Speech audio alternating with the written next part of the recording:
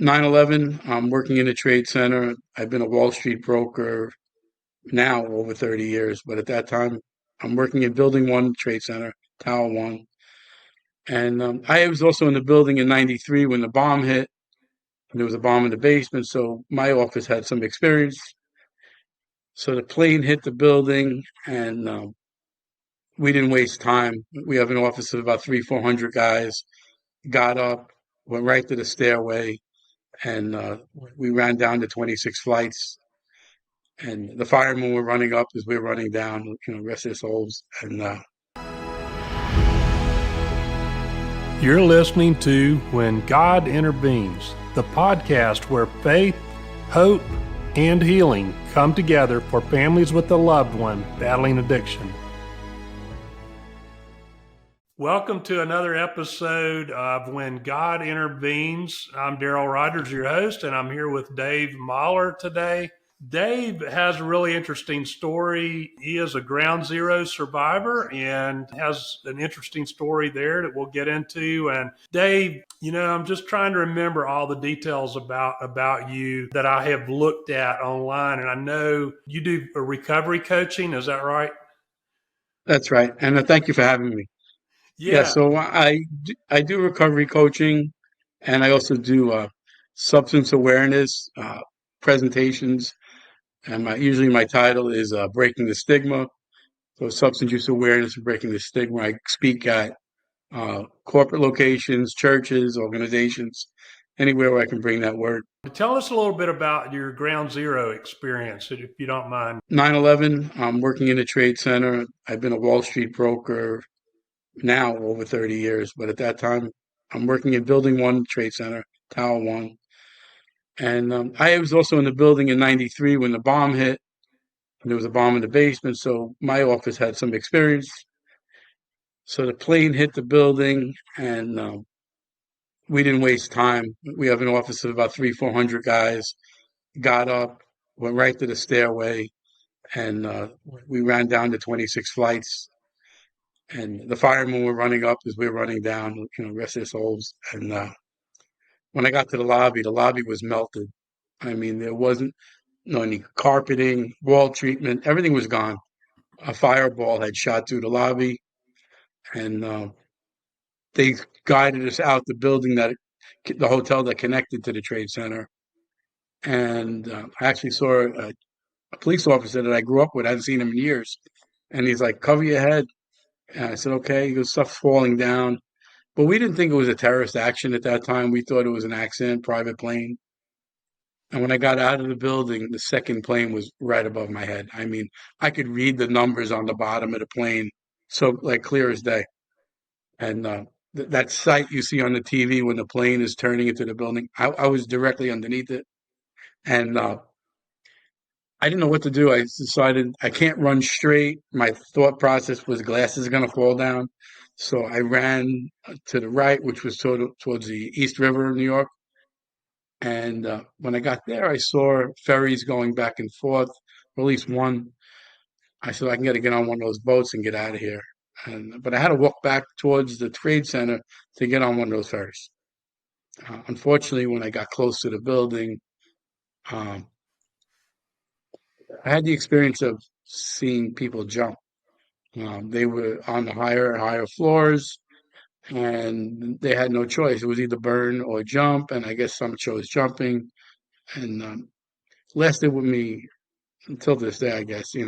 I was going through some therapy for something at that time, and I saw a therapist, and she goes, I really can't counsel you right now. You're full of PTSD, and we got to work on that before we can get to any other level of anything else. So that's my quick but brief 9/11 story. But it still affects me to this day. Yeah. Yeah, I'm sure. I work with parents who have a son or daughter battling drug or alcohol addiction, and quite often there is some kind of underlying trauma with their child. Sure. Man, I haven't experienced anything like what you experienced that day. My closest thing the closest way I can relate is the experience of losing my oldest son. in a drug impaired wreck in 2014. And Yeah, um, yeah, so I can only imagine. I can only imagine, and I yeah, know first responders go through a lot. They yeah. see a lot of things.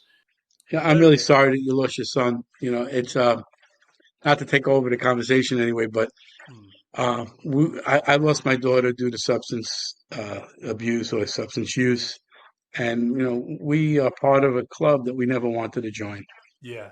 and you know, and what can we do with it? How can we use our greatest hurt to help others? What do we? God wants us to honor Him, right? So we need to take this hurt and say, how can help the next child, next adult, next sibling, next parent, spouse. What are we going to do with it? That's going to be, glorify God in this, in our greatest hurt. Hmm. Yeah, yeah, exactly. Giving back to others and trying to help other parents who are going through the same thing has been very healing for me. I've done a lot of prevention speaking, that sort of thing. But yeah, I was going to Yeah. ask you, but I had seen that about your daughter. So she was like 7 years sober. Um, Yes. yeah, and she just relapsed, or Yeah. Dana was doing great. She worked in the industry, actually. She was a behavioral health tech. She worked at a women's facility. She took, women to court dates. She helped them get their families back. I tell people I still get calls and emails today of women that she helped get into treatment that, they had no money. She would call up and get them scholarships. She just knew how to work the phones, work the system. But she was a lone ranger. She thought that she had it beat. She didn't work a program. She didn't have any accountability partners. There was no sponsor. No, she just thought I can do this on my own. And we're not meant to heal alone. Like James 5:16 will tell us, confess your sins to one another so you can heal. And we're supposed to heal in community. yeah, And she just isolated, and in the end that's where that got the best of her. She went out, she used, I don't know if you mind if I tell a brief story about it. So she was living in my home in New Jersey, and I spent time between there and New York. And she went out and used. I mean, she came and told me, I'm having an issue, and she went away to a treatment center. And when she was finished with the treatment center, I said, you can't come back to the house. So she went to live in a woman's sober home, and then COVID hit, and nobody knew what to do. So what do we do? We had no idea. So the facility called me and said, we'd like some people to go home and quarantine. We just have too many women here, too close to quarters. And I was afraid. And I said to them, are you sure Dana can come home? And they said, Dana runs all our groups. Dana runs all our programs. She's knows she's very well versed in how to do everything. Run a recovery group, run 30 people in the room and questions and answers. So they said Dana's one of the people where we feel can go home. We're confident. And me and Dana made plans about getting some food in the house and a few other things. And she said she wanted to spend the day with her friend, and they were going to take a hotel, her and her girlfriend, and stay there for the night. And because they were going to quarantine from seeing themselves for 30 days, and Dana never made it home. She went out and got some drugs before meeting her friend. Her friend had no idea. Her friend wasn't a drug user, and she admitted to her friend she took some drugs. They tried staying up all night, and the friend found Dana in the morning in the bathroom, and Dana was gone. hmm, hmm. Sorry. Um, Yeah, yeah. Yeah, so many stories I've heard like that, Dave, and unfortunately, but I'm sorry for your loss. And I know, being a dad, and having lost my son, our, our son was only a year and a half that he battled addiction before his death. So wasn't such a long road, but it's very painful. So I understand it's not something that ever you don't ever get over that, right? You just learn how to carry on one day at a time, and just live your life that's one right. day at a time and keep moving forward. People tell you that time heals all wounds. this isn't a wound that time is going to heal. No. You know, like I said, we just try to do the most with it as possible, Hmm. and to help the next person. And a little bit about her story. She didn't use any great amount of drugs, but the drug she took had fentanyl in it, and 2 milligrams of fentanyl can kill you, Yeah. and that's just what happened. Yeah, and the fentanyl is everywhere now. I mean, that is really the landscape when it comes to substance use has really changed since it was really 2014, 2015 when I began getting educated on things a little bit, and the landscape really changed over that period of time. When once the fentanyl began to be so pervasive. So tell us about. So, are you in recovery yourself? Are you? So for me, I always thought I was just a codependent enabler, Mm-hmm, which I was. mm-hmm, Um, my ex-wife, rest of soul, she passed away, but she had developed an alcohol problem when we were very young. And I was running to the liquor store, buying the bottles just to keep peace in home. And, no, our neighbors wouldn't hear us arguing, but they heard us. We weren't fooling anybody. And so I thought that was my role in it until I went through 12-step programs later on, because I run a Christian 12-step program. And I said, if I'm going to run this program, I need to do the steps. And actually, I've done them twice. And I found out stuff about myself I never was underlying. Like, I had smoked weed every day for 25 years, but I didn't think I had a problem. And uh, working on Wall Street, I dabbled in a lot of different things and just staying up at night, a lot of drinking, a lot of entertaining, taking clients out. And you thought that was the thing to do to, have a lot of drinks mm-hmm, until my daughter got in trouble. She got in trouble in high school for just like a weed type situation. And when she was going to get grounded, she went right into my golf bag in the garage and pulled out a bag of weed. And I said, "How are you guys grounding me for weed? This is my father's." And I'm like just crushed. I'm like, "Oh my God." And I just stopped, any drug use back then. I didn't stop alcohol. Um, I never felt that was controlled by it. I could drink or not drink. But I knew I had to stop. So I just stopped everything. So am I mm-hmm. in recovery? Yes. But I didn't really think I was in recovery until just a couple of years ago. Something changed a couple of years ago. You just kind of had the epiphany. You just Like I realized. said, these steps showed me that, boy, you did have a serious issue. And not only did I have an issue with the drugs and alcohol, anger, and all these other things that come up along the way, and even being too sarcastic to people, thinking it was funny, and Mm-hmm. it wasn't funny. You know, I kind of jumped right into this.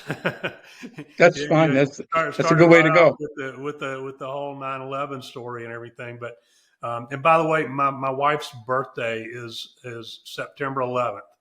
So every year, now it's like, that's just kind of a crazy day to have a birthday on now, Yeah.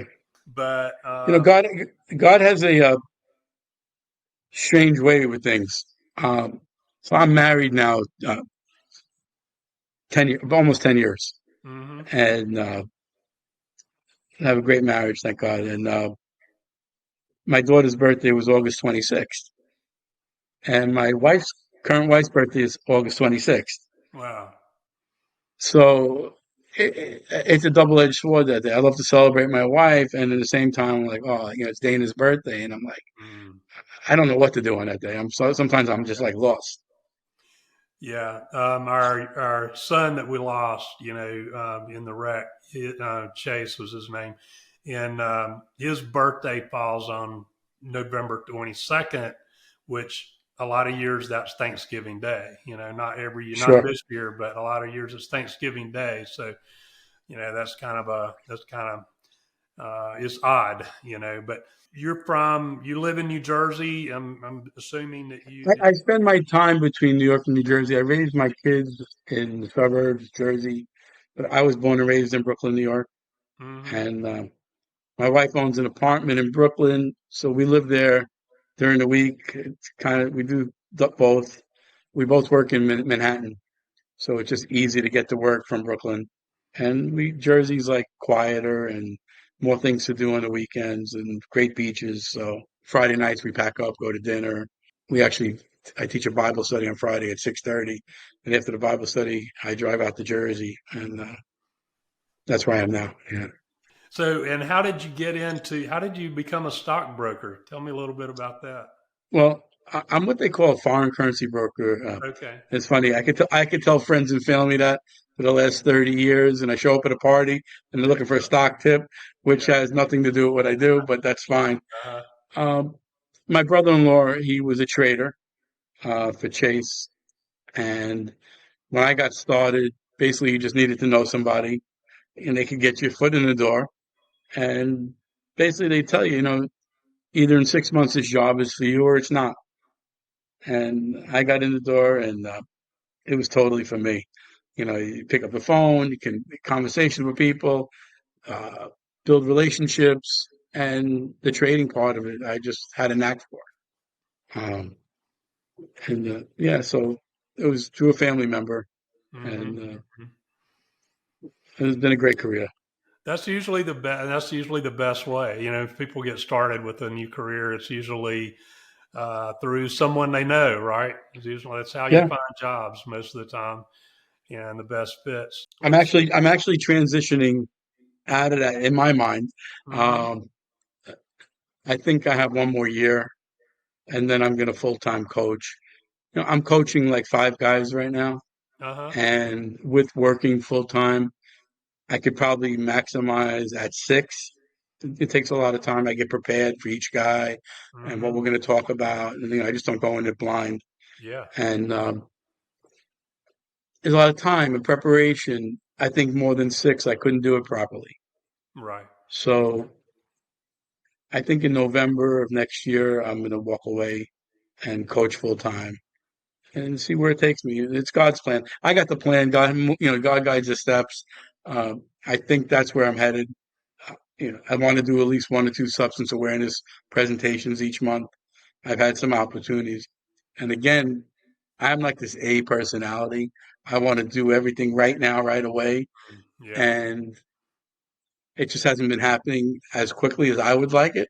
Uh huh. And I've been invited to speak to five different churches to give these presentations.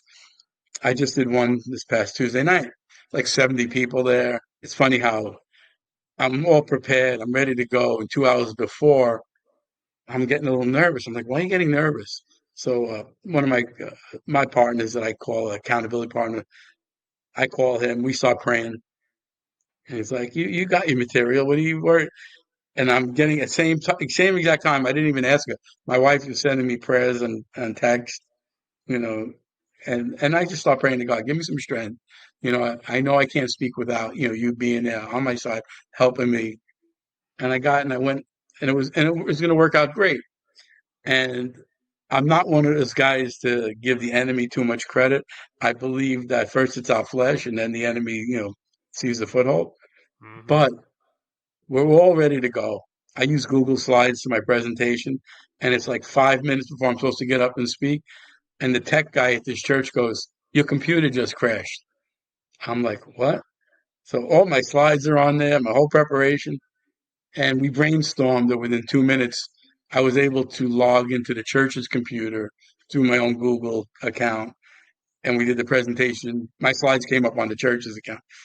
But it's funny how for that moment, it was like, what am I going to do now? I'm just going to give a presentation without any slides and wing it. But Yeah, it's interesting how that works sometimes. You just like you just have to problem solve in the moment, right?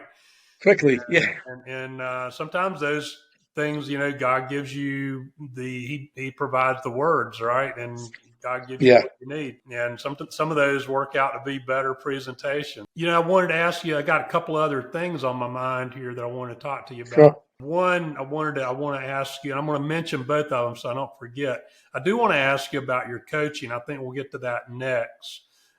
Exactly, a little bit more detail on your coaching and how people sure. can get in touch with you and all that. But before we get to that, The title of the podcast is "When God Intervenes," and I don't get into it with Yeah, every person, but I would like to hear a little bit from you about your spiritual walk, about your walk with God, and sure, how that 100%. plays into your current situation.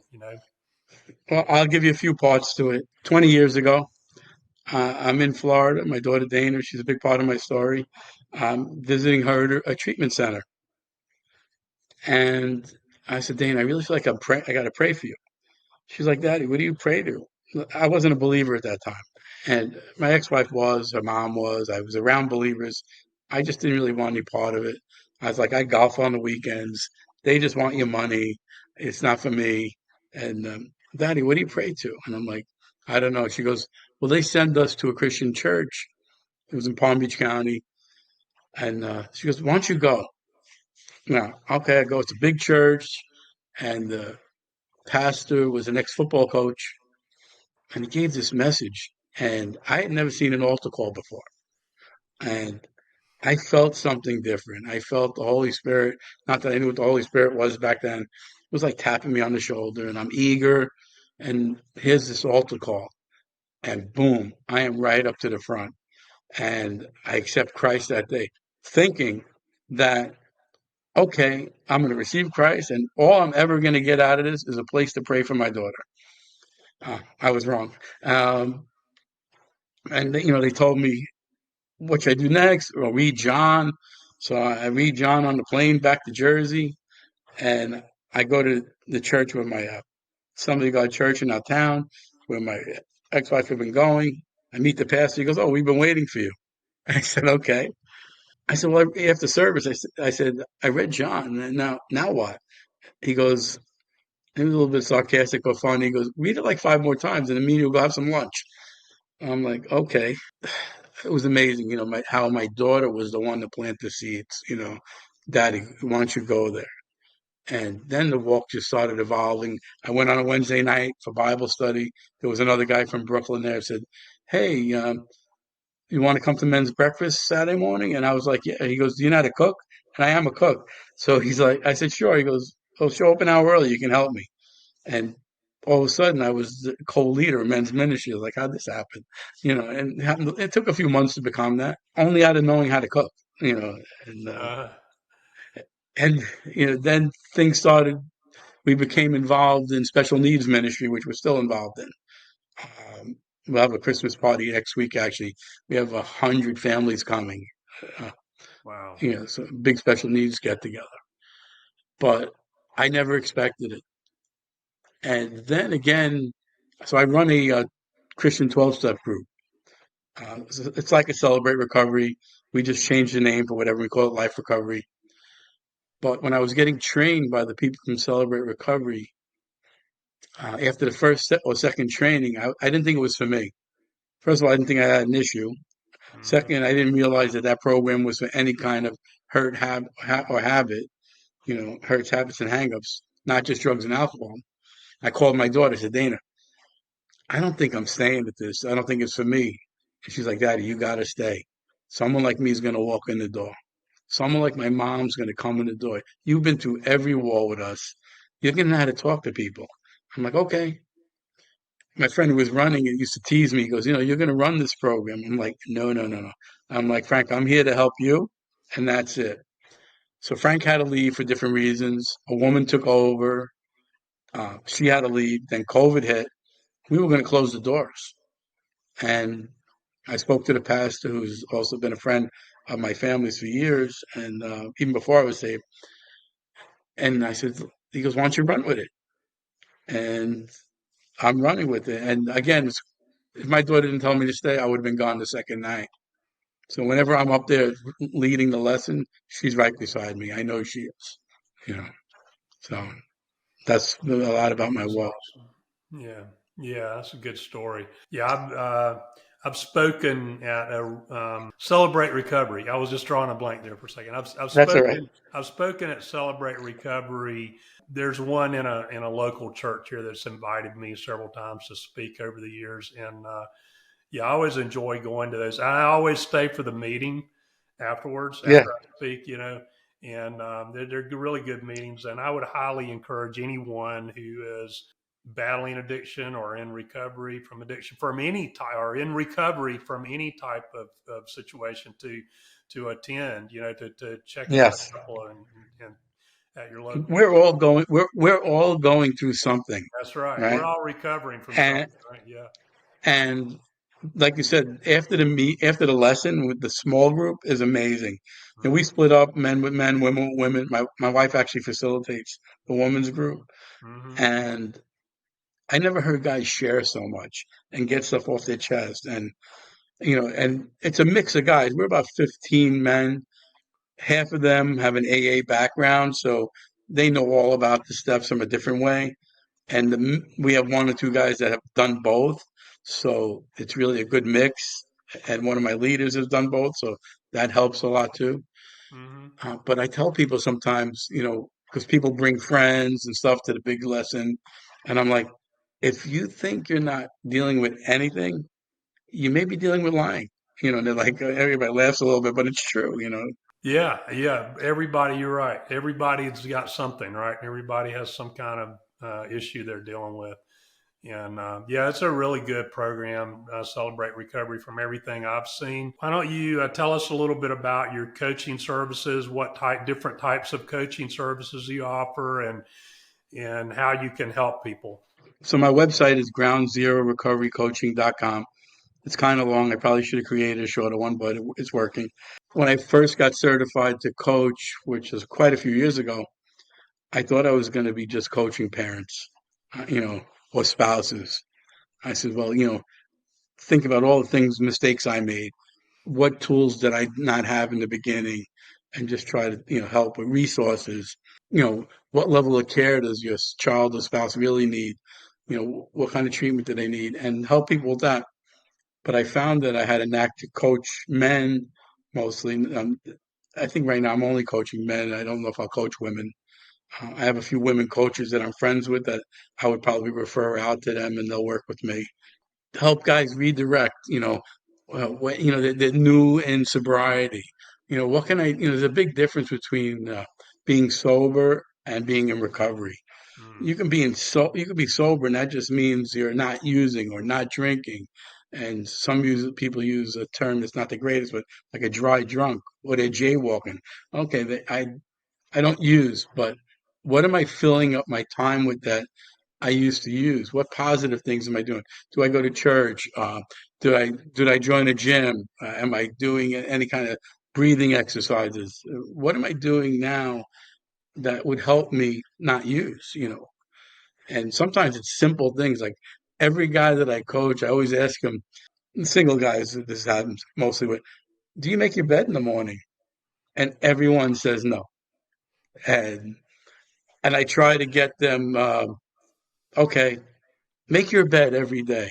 A small task like that is just gets people organized. Do you eat at the same time each day? Uh, and every guy is like, no. Try to get a regiment there. I help them build structure in their lives. hmm. But another part of my coaching is you can pretty much text me anytime during the week, and I'm going to call you back. I'm going to talk to you. I encourage guys to get accountability partners. I do encourage AA as well as Celebrate Recovery because it has a lot of structure, and that's the biggest thing is you can find somebody you can call there. Get a phone list. Have guys you can call, and if you can't do that, call me. You know, I'm not like a therapist, which a coach is definitely not a therapist, where your appointment's Monday at 7, and I don't see you or speak to you till Monday at 7. I'm available to my people that I'm coaching. Hmm. Don't call me at 3 in the morning because you don't know what to eat for lunch tomorrow. But if you're having an issue, I'm getting on the phone with you. We're going to talk. I got to come out and meet you if you're a local person because I do coach all over the country by Zoom. But if you're local and I need to meet you for a cup of coffee, I'm coming out. You know, the last thing I want to do is see somebody fail. You know, and a lot of times in recovery, people talk about we need to have relapse prevention tools, a relapse prevention plan in place, which is true. But I like to call it differently. I like to call it We need to have recovery power tools in place Mm, because I like that. relapse prevention is almost like we're thinking about we're going to fail already. Yeah. But how about we're not going to fail? We have tools. We've learned things. We Some guys are coming out of treatment. They've learned a lot of tools not to use, but they're just not applying them. The simplest thing as sitting down, feet grounded on the floor, using a breathing technique I may teach you may stop you from using just because that urge only lasts like 20 seconds. Hmm. But we Hmm. need to redirect. And I teach coping skills like that, and it's a lot about what my practice is about. How do we redirect? How do we fill our time up with positive things? Even if you're not like an artist, take an art class, step out of your comfort zone, Hmm. do things that are different. Join a basketball league. They have them for all ages. Everybody's playing pickleball. A lot of orthopedic surgeons are happy about that. But there's plenty of stuff you can do. Yeah. Have you ever seen the guy that gives a speech to? He gave a speech about the whole title of the speech was "Make Your Bed." He was a Navy Oh ass. yes, I did. Yeah. Yeah. One of my clients actually sent that to me after I told him to make his bed. Okay. Yeah. Yeah, that's really good advice, and he has a whole book based around that, the whole concept of Yeah. make your bed, start with that one thing. But yeah, that's great advice. Let me ask you this. So, my audience is mostly parents, and the biggest part of it is moms, but is Mm. parents who have a son or daughter battling drug or alcohol addiction. And it's usually moms in their somewhere around 40 or mid 30s to 40s up into their 70s. What would you say to parents who have a son or daughter battling drug or alcohol addiction? What kind of, there one or two tips that you could give them, or what kind of things would you say to them if you could? I think you need to ask the questions of where your person's at. I call me qualifier, the person that's using stages of change. Are they ready to seek help? Are they still in denial? And you got to see where they're at first, because just because you want to, as a parent, push them in treatment, they may not get well. You know, you may have to ask them to leave your home. Setting up boundaries is super important. What's going to be acceptable in my home and what's not? And you got to stick to them. You also need to get your own help. Anybody who has somebody in the house with a substance use disorder, which is better than saying somebody who's addicted, because we need to change the language, and that's how the stigma gets broken, needs to get their own program, like a Naranon, like an Al-Anon, because the whole home will heal better if everybody's getting help. Yeah. And that's going to lead to longer, uh, long-term sobriety for the person in your house. Because when somebody's using, the whole house gets turned upside down, no Mm-hmm. matter what. So, okay, so what do we do now? We need to get tools. We need to say, how am I going to deal with this? Because we don't have the information. People are professionals. But I remember walking into an Aranon group 20 something years ago. I was embarrassed. I didn't say, why am I here? And I quickly found out that there were people in my industry there. There were blue collar workers there. There were doctors there. There was a rabbi there because his father was a cocaine addict. I was like, I can't believe, so that got lifted from me, like thinking, who's here? Everybody's here. And then I didn't feel alone anymore. Mm-hmm. And I developed tools like, you know, that's just not acceptable in my home. I can't write the bed, take care of that bed check again. There are things you just can't do. And, because I don't believe in that, oh, they have to fall to their bottom. That's not the way I think. Right. But there has to be consequences for actions. Yeah. And the consequences generally lead to people getting help. Mm-hmm. Mm-hmm. Yep. Absolutely. Yep. And I could coach moms, no problem. What I would offer moms if they called me for coaching sessions, especially on Zoom, I think that would be a comfort zone for me. We do it on Zoom and we talk. Because if I'm going to do it in the room with a lady, a woman, I'm probably have my wife with me. I just think that's the best place to Right. be. Yeah. But on Zoom, it's a different dynamic, and I would try to just teach them about resources. Mm-hmm. Who are we going to call? What's our first action? You know, and go from there. Mm-hmm. Mm-hmm. Yeah, Yeah. Yeah, that's good. I think that's about all the questions I have for you. Give our listeners your information again, just so they sure. can find you. So my website is groundzerorecoverycoaching.com, and my email is david at groundzerorecoverycoaching. And it's easy to find me. You Google search Recovery Coach in New York. Recently, I've been popping up, but just at Ground Zero Recovery Coaching, and you can find me. Send me a message, an email, and I will immediately get back to you. I'm quick to respond, and then we can talk about how we can move forward. And a lot of people I've been working with, I see what works for them. Do we need to try to get into a 90-day, 12 coaching session type program? Is that for you? Do you just need short-term advice? Like, what do we need? Where are we headed? What for myself, or maybe for my son or wife or husband? And let's have a conversation. Yeah. I just got one other quick question that I realized that I meant to ask Fine. you about. It's really about I have clients who are family recovery coaching clients who are parents, with a loved one battling addiction, who sometimes are looking for a recovery coach for their child. What kind of things should they look for if they're looking for a recovery coach for their child? I think people that have the conversation with coaches, interview them, see if they. I generally offer what I call a free coaching session, Mm-hmm. and it's usually like a get to know each other type thing. Maybe it says it's like a half hour, but they always lead to being closer to an hour, where we talk and we see if we're a right fit. See if that person fits what your needs are. See if you feel comfortable with them. See if there's an honesty there.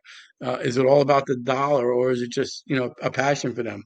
You Mm-hmm. know, the, Coaching for me is it my second career? Yes, but I think that this is a passion for me. Yeah. You know, I want to help the one. I relate to this as leaving the 99, right? We got to help one first, and then that's it. Well, Dave, man, I really appreciate you being here today and just being on the podcast. And I've really enjoyed getting to know you a little bit better. I'm sure my listeners Thank you. have too.